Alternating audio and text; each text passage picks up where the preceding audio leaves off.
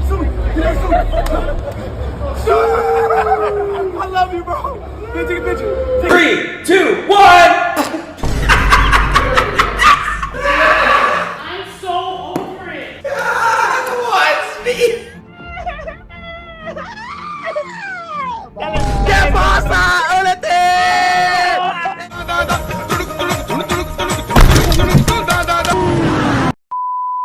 America में पैदा होने वाला एक आम सा लड़का जिसकी जेब में पैसे तक नहीं होते थे।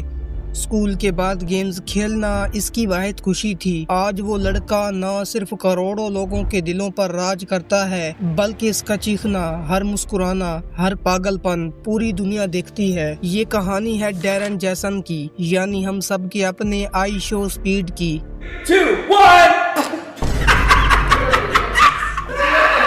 I'm so over it. What, Steve?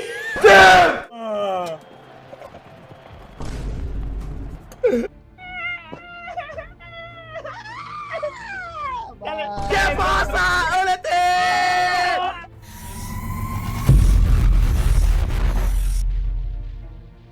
कहानी की शुरुआत होती है 21 जनवरी साल 2005 में, जब अमेरिका के शहर सिनसिनाटी ओहियो में एक बच्चा पैदा होता है जिसका नाम डैरन रखा जाता है। डैरन के पैदा होने के कुछ ही टाइम के बाद इसके बाप ने घरेलू झगड़ों की वजह से अपनी फैमिली को छोड़ दिया। डैरन के दिल में बाप की कमी तो हमेशा से रही, लेकिन इसकी माँ ने इस कमी को पूरा करने की हर कोशिश की। एक अकेली माँ सिर्फ चंद पैसों में 2-3 बच्चों की परवरिश कर रही थी। बाज रातें ऐसी भी आईं कि इनके पास बिल अदा करने के भी पैसे नहीं थे, लेकिन इसके बावजूद डैरन की माँ ने हार नहीं मानी। उसने डैरन से हमेशा कहा कि जिंदगी में कभी भी किसी से ना डरना, जो दिल में आए हमेशा वही करना। बचपन ही से डैरन बहुत ज्यादा हाइपर था। स्कूल में एक जगह बैठकर पढ़ना उसके लिए मुश्किल था। डैरन हमेशा बोलता और चीखता चिल्लाता रहता। कई बार इसके मैथ और इंग्लिश में नंबर फेल होने के करीब होते।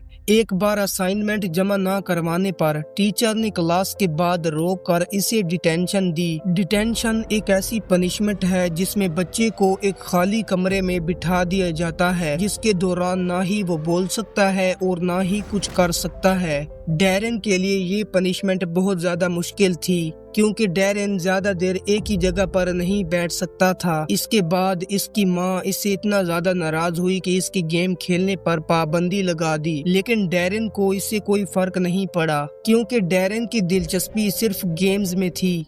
स्कूल के बाद डैरन दोस्तों के साथ प्ले स्टेशन खेलता, फिर अपने पुराने मोबाइल पर गेम्स खेलता। साल 2016 में जब इसकी उम्र 12 साल थी, तब इसने यूट्यूब पर एक चैनल बनाया जिसका नेम रखा स्पीड, लेकिन बाद में इसका नेम चेंज करके आई शो स्पीड रख दिया, क्योंकि उसके दोस्त इसे स्पीड कहते थे, क्योंकि डैरन हमेशा चीखता चिल्लाता रहता और बहुत ज्यादा हाइपर था। यही वजह है कि उसने अपने यूट्यूब चैनल का नेम आई शो स्पीड रखा। स्टार्टिंग में स्पीड कभी NBA 2 के गेम प्ले की वीडियोस अपलोड करता, तो कभी फोर्टनाइट की, तो कभी फनी रिएक्शन वीडियोस, लेकिन व्यूज सिर्फ 10 से 20 ही आते या ज्यादा से ज्यादा 100 व्यूज आ जाते।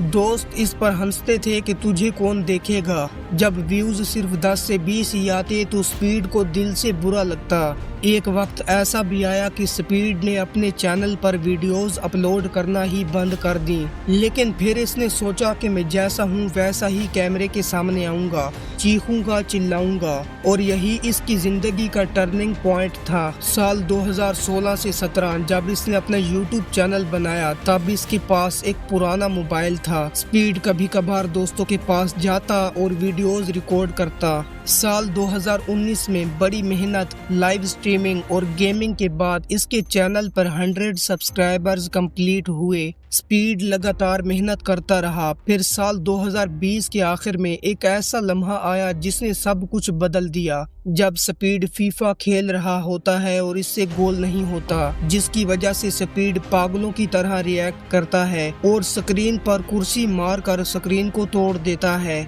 इस मोमेंट को किसी ने टिकटॉक पर अपलोड कर दिया, जिस पर मिलियंस में व्यूज आए। پھر اسی سال اس کے کچھ اور کلپس وائرل ہوئے۔ سال 2021 میں لوگوں نے سپیڈ کو جاننا شروع کیا۔ سال 2021 کے مڈ تک سپیڈ کے چینل پر سبسکرائبرز ہزاروں سے لاکھوں میں بدل گئے۔ سپیڈ کی لائیو سٹریم پر ہزاروں میں ویوز آنے لگے اور سپیڈ کا کریزی سٹائل ہی اس کی پہچان بن گیا۔ سال 2021 میں جب اس کا چینل گرو ہو رہا تھا تب یہ 12th میں تھا اور اپنی پڑھائی کو چھوڑ دیا۔ اس کے بعد سپیڈ نے اپنا پہلا گانا نکالا۔ گانا کوئی پروفیشنل اسٹوڈیو میں نہیں بنا، صرف ایک مائک، بیسک بیٹ اور سپیڈ کا وہی کریزی سٹائل۔ اس پر بھی میمز بنے، ٹک ٹاک پر ٹرینڈ چلے اور سپیڈ گیمنگ کے ساتھ ساتھ میوزک